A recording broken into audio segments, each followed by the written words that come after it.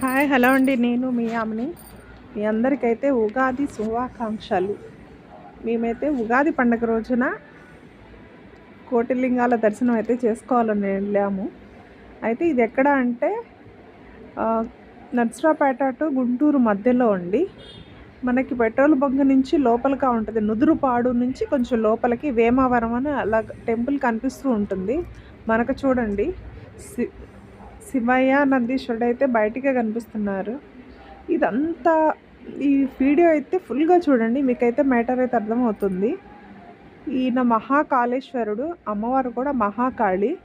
చుట్టూ అంతా గ్రనైట్ రాయితోనే మన స్తంభాలు కానీ లేదంటే టెంపుల్ కానీ, టెంపుల్లో స్తంభాలు కానీ, లేదంటే చూడండి ధ్వజస్తంభం వచ్చేసి 60 అడుగులండి.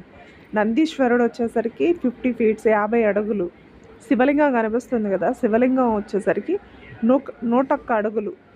ఈ స్తంభాలు అయితే నేనైతే కౌంట్ అడగలేదు, అప్రాక్సిమేట్గా వచ్చేసరికి 100 పైనే ఉంటాయి. మరి ఎన్ననేది నేనైతే కనుక్కోలేదండి. చూడండి ఎంత హాయిగా ప్రశాంతంగా ఉంది గుడిలోకి వెళ్తుంటే. మేము వెళ్ళింది ఆల్మోస్ట్ 11:30 ఆ టైం అవుతుందండి. 12:30 వరకు అయితే దర్శనం ఉంది.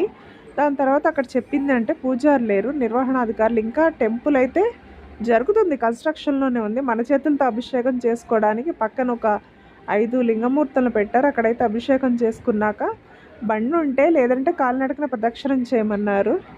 ఎందుకంటే ఇక్కడ టెంపుల్ చుట్టూ అది వచ్చేసరికి 8 ఏమంటారండి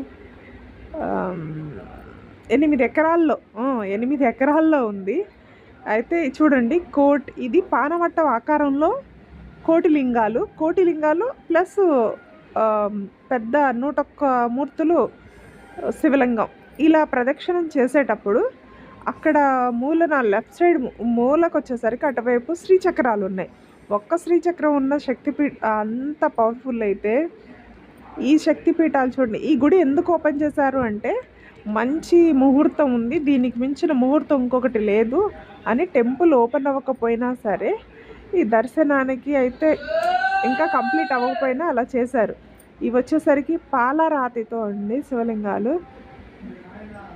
అసలైతే చాలా బాగుంది. అప్పటికి ఎండ బాగా అసలు కాలిపోతున్నాయి, అయినా సరే ప్రదక్షిణ చేసి చూడండి ఎంత నీట్గా ఉంది. ఇది వచ్చేసరికి శ్రీచక్రాలు పక్కన ఇది శతసహస్రాలో ఏమో ఉన్నాయండి, నాకైతే ఐడియా రాలేదు. ఇంకా అక్కడి నుంచి వచ్చేసరికి అటు మూలకి కనిపిస్తుంది కదా, నంది కన్నా మూలన అక్కడ మరకత లింగం ఉంది.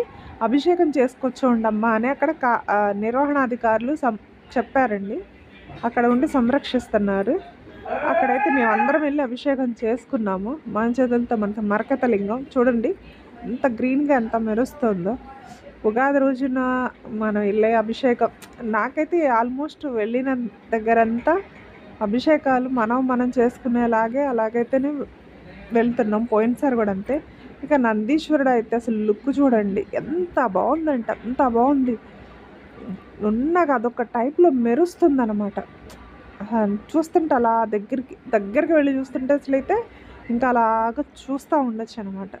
ఇక గంట అయితే పైన గంట ఉంది, తీయలేదు. మేబీ గంట అయితే కొట్టామండి. అదైతే ఏదో సినిమాల్లో టైప్లో ఉంటుంది చూసా, బొమ్మనం అవుతుంది.